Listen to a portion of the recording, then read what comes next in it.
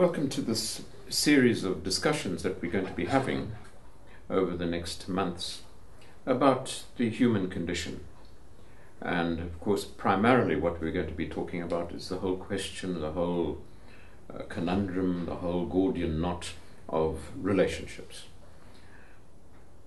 It would seem to me that that is possibly one of the most important reasons as to why we're actually here, is to experience the difficulties, the joys, the pain, the magnificence of the whole question of human relationship. Sadly, these days, we receive effectively no training at all. None whatsoever. We receive very little or perhaps no effective training in what it means to be a man, what it means to be a woman, what it means to be a husband or a father, what it means to be a wife or a mother.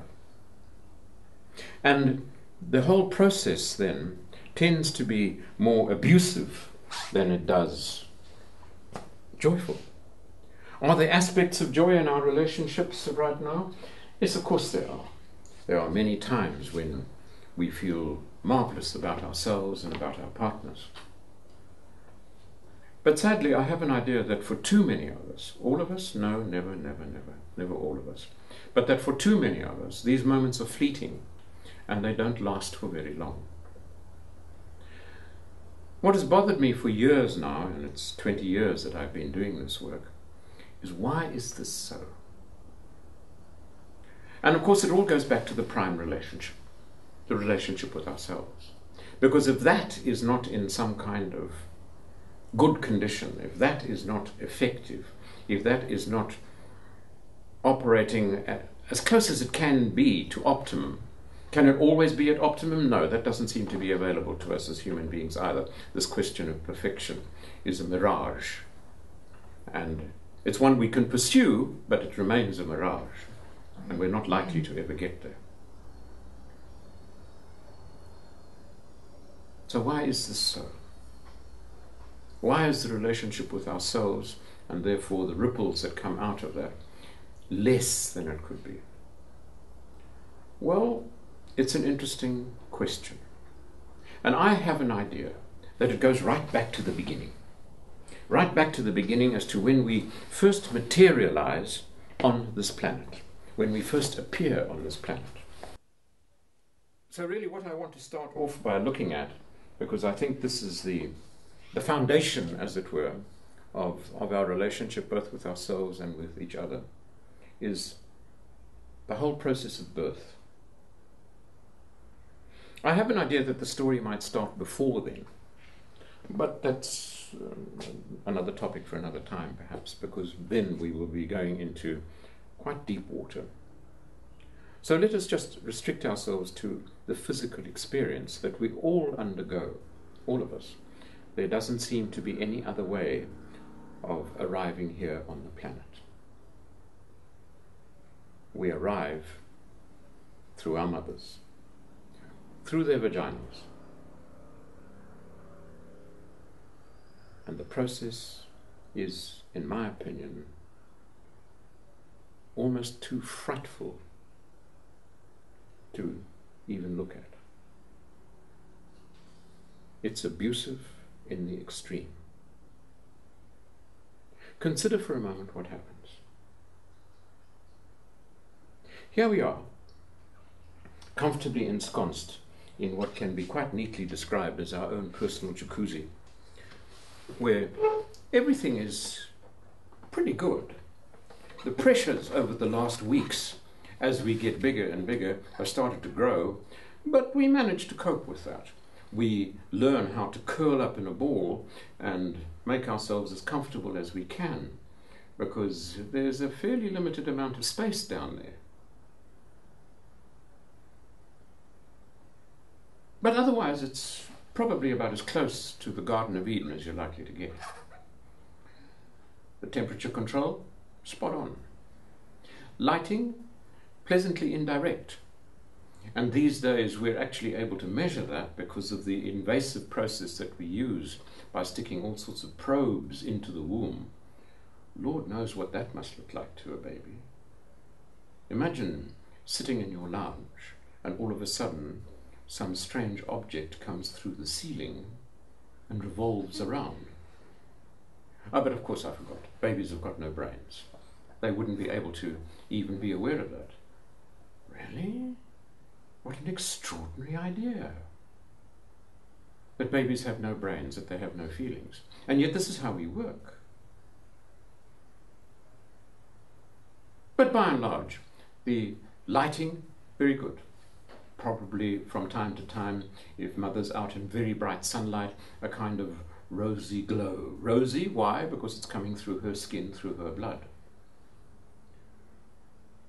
Food, pretty much on tap. Don't have to worry too much about that.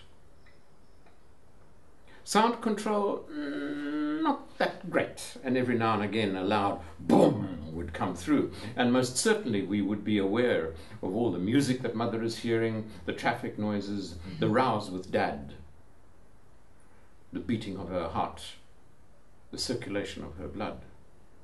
That would be very much part of the background noise with which we live. Life is pretty much a guess. And then suddenly one day, for no apparent reason, we get flipped on our heads and then subjected to the most frightful pressures. Frightful.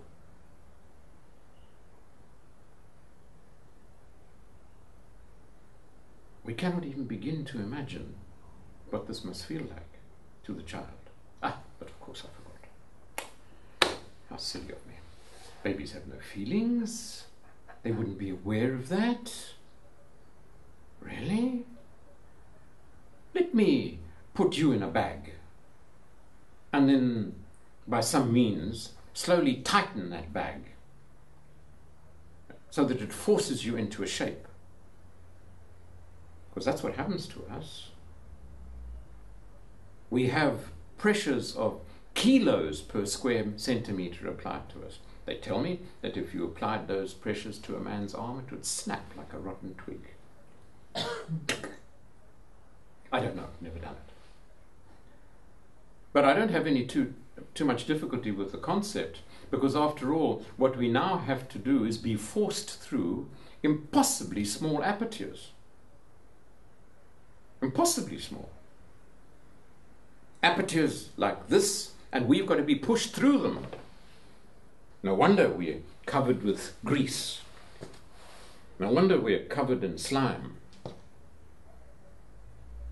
It gives us a chance of slipping through. Our body gets contorted into the most remarkable shapes. Thank goodness we don't have bones. All we have is cartilage, which can bend and twist without breaking.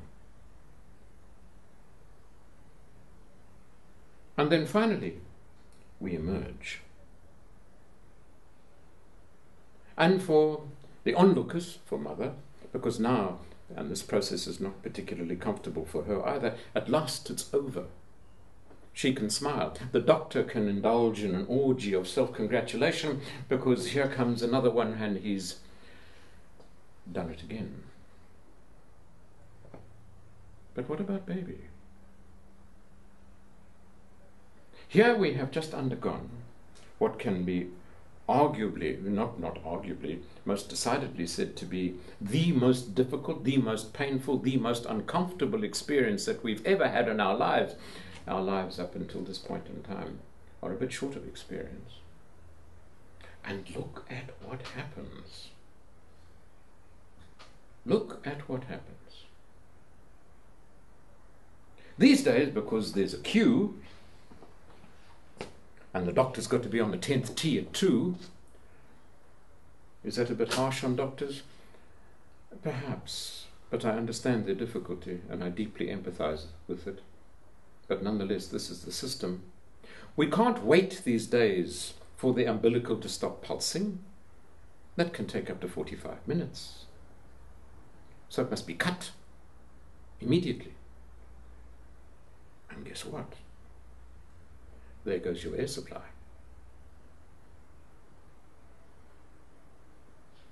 Picture a deep sea diver. Cut his hose.